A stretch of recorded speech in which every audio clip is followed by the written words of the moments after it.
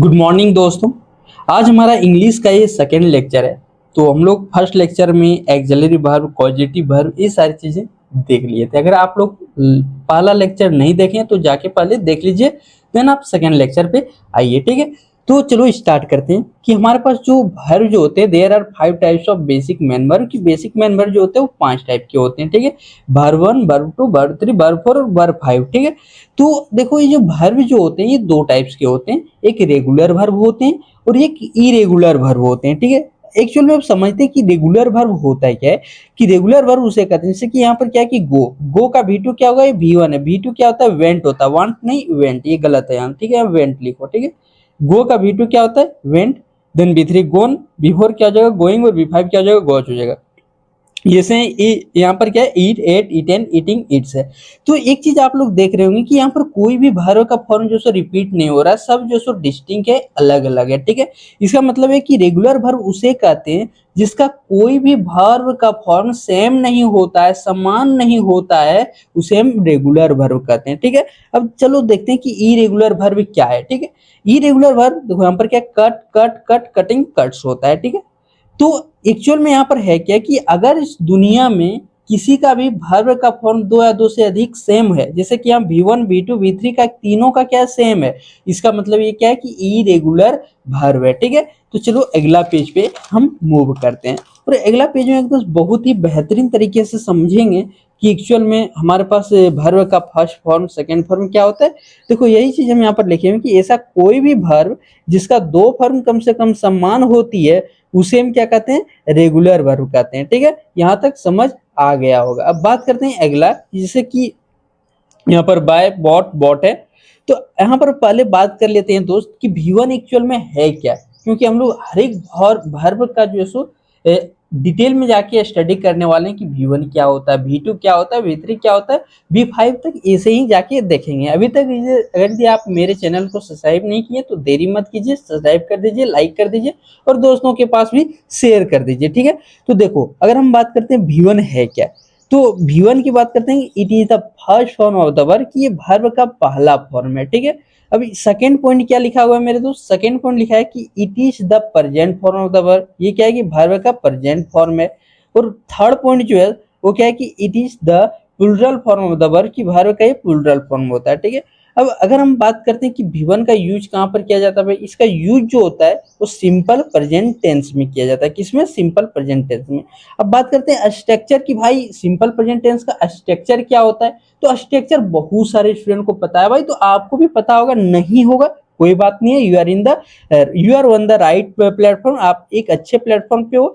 तो देखो स्ट्रक्चर जो इसका होगा, subject plus verb plus other word. Subject अगर यदि प्लूरल होगा तो वर्ब भी प्लूरल, अगर हम सब्जेक्ट को सिंगुलर करेंगे तो वर्ब भी क्या करेगा कि सिंगुलर लेगा। अब यहाँ पर समझिए कि हमारे पास ये बॉयज है, इसका मतलब क्या है कि प्लूरल, बहुत सारे लड़के। यू मीन्स तुम, दे मतलब वे लोग, राम एंड श्याम है। तो ये सारे के साथ क्या होगा कि प्लूरल भर लेगा, क्योंकि हमारे सब्जेक्ट जो है वो सारे के सारे क्या है कि प्लूरल है, तो वर्ब भी क्या होगा कि प्लूरल लेगा। ठीक है, अब अगर हम बात करते हैं सेकेंड, V2 क्या होता है, वर्ब 2 क्या होता है, कि वर्ब का फॉर्म 2 क्या है, तो it is the second form of the verb, कि वर्ब का ये सेकेंड फॉर्म है। ठीक है, अब अगला पॉइंट की बात करें, it is the past form of the verb, कि V2 जो है सो इसका यूज कहाँ पर होता है, पास्ट टेंस में होता है, इसलिए इसको बोला गया है कि it is the past form of the verb. और यहाँ पर बात करते हैं भाई कि इसमें कोई भी सिंगुलर प्लूरल नहीं होता है, आपका सब्जेक्ट सिंगुलर हो या प्लूरल हो, वर्ब का फॉर्म वहां पर V2 ही लगेगा, इसमें कोई भी दो राय नहीं है। ठीक है, अब यहाँ पर बात करते हैं इसका यूज कहाँ पे होता है मेरे दोस्त, तो यूज जो है सो सिंपल पास्ट टेंस में होता है। और इसका स्ट्रक्चर क्या है, स्ट्रक्चर है सब्जेक्ट प्लस, इसका स्ट्रक्चर की यदि हम बात करते हैं, स्ट्रक्चर क्या है, subject plus V2 plus other word, subject plus V2 plus other word. ठीक है, अब यहाँ आगे यदि हम बात करते हैं वर्ब का कि कौन सा फॉर्म के बारे में, कि देखो थोड़ा सा एग्जाम्पल को यहाँ पर देख लेते हैं कि देखो Ram, Ram and Shyam, see, boys, they, ये सारे राम हो, ये राम क्या है, सिंगुलर है, राम एंड श्याम दो आ गया, इसका मतलब ये प्लूरल हो गया। ठीक है, सी क्या है, सिंगुलर है, बॉयज क्या है, प्लूरल है, दे क्या है, ये भी क्या है, प्लूरल है।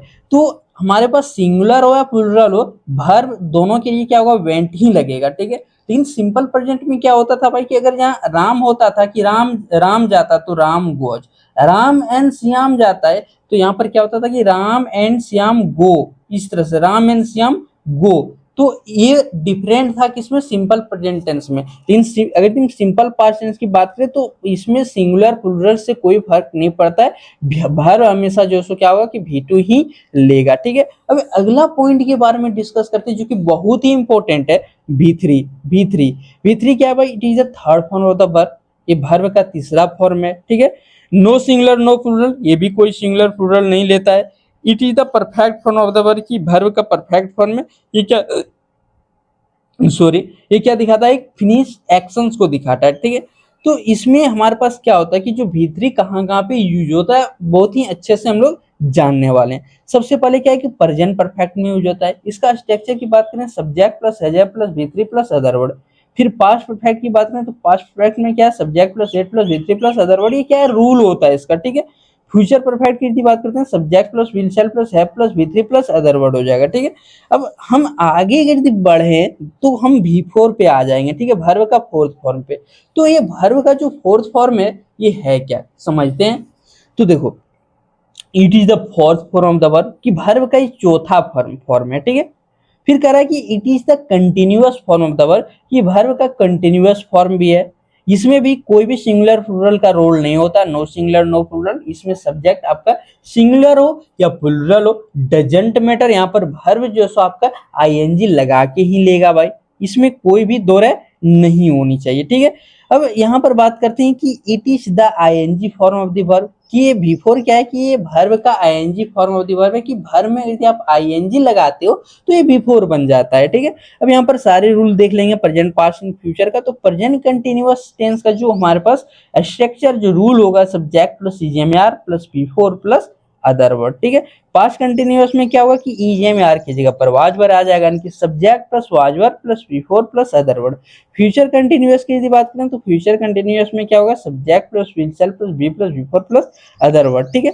अब अगला वर्ब के फॉर्म के बारे में हम लोग समझते हैं कि एक्चुअल में V5 होता है क्या है, और ये it is the last form of the verb, कि वर्ब का ये लास्ट फॉर्म है, ठीक है।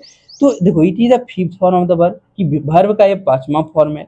It is the SIES form of the verb, कि वर्ब में क्या करते हैं, जब आप SIES लगाते हैं तो हमारे पास क्या होता है, सिंगुलर बन जाता है, V5 बन जाता है। V5 मीन्स क्या होता है, सिंगुलर, ठीक है।